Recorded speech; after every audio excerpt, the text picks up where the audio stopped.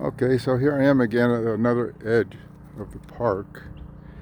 As you can see, it's all lake. In the background, there you see a couple of buildings. That's the cart barn. If you look down, you can see the black chain link fence.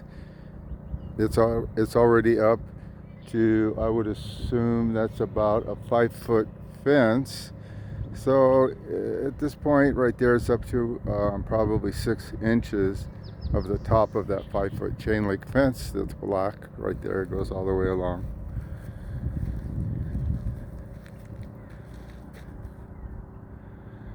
I mean, there's no more golf course here.